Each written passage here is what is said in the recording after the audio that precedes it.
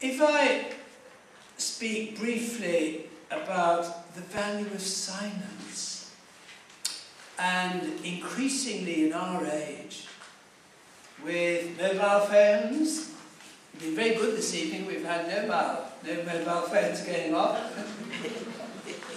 And the fact that in a train they have to label certain carriages as quiet carriages or whatever, just shows the increase. I came across a marvellous passage, is it C.S. Lewis, who he said, noise is one of the greatest menaces of modern life, and that was in his day, many decades ago.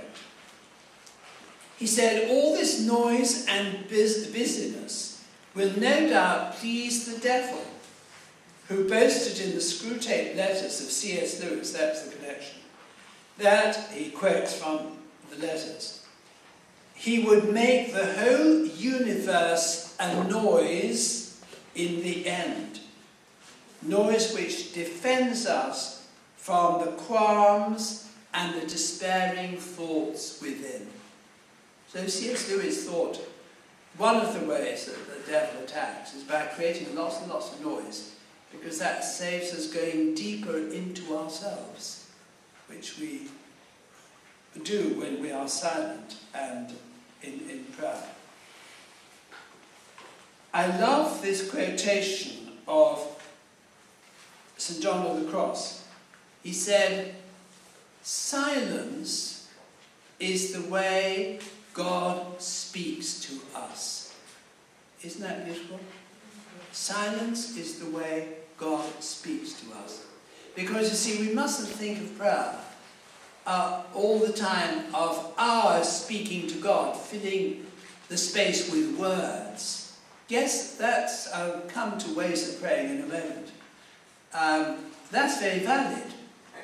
But if we do that all the time, we don't give God a chance to speak to us in the silence, through intuition, through the Holy Spirit, through the promptings that he gives to us, and the thoughts that may come to us in prayer. And so St. John of the Cross says, silence is the way that God speaks to us. And that is echoed very much by that medieval mystic, Meister Eckhart, that you've heard of. And he said, nothing in all creation so resembles God as stillness. And it's very true, because we've got Remembrance Sunday coming up, haven't we, on Sunday? Now, what do people do at 11 o'clock to remember the horrors, the unspeakable horrors? I mean, in our little church, in a tiny village, during the service, which follows in church afterwards, we have the names read out from the War Memorial. Now, for what was a tiny village, especially in the First World War, it's a huge, huge list, and much longer from the First World War than from the Second World War. So the unspeakable horrors, and those are the two great wars, but think of all the wars that have happened since.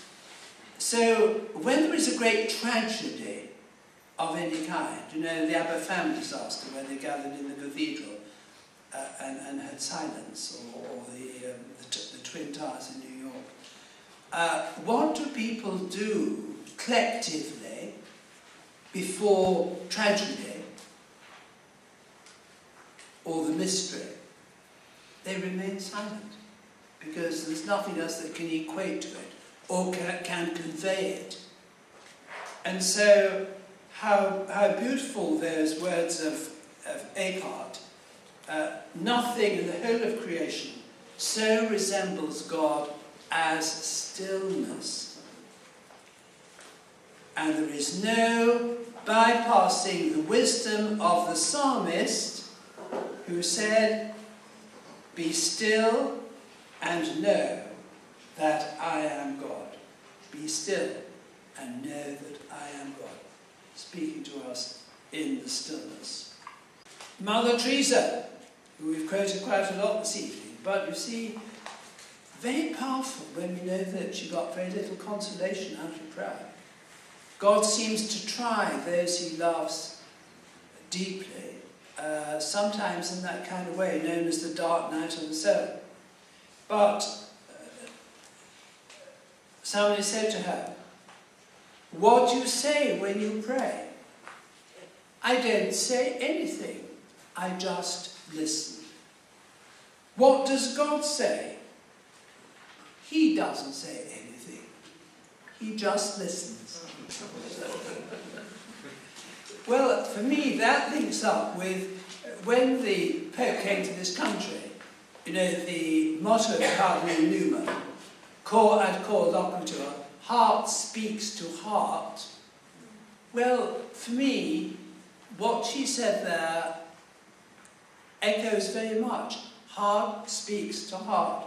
What do you say when you pray?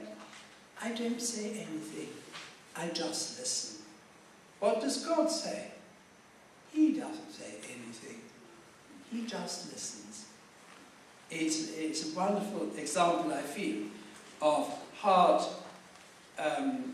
speaking to heart. So those are some thoughts on the value of silence, and therefore not filling that time that we give to prayer totally with words, as it were.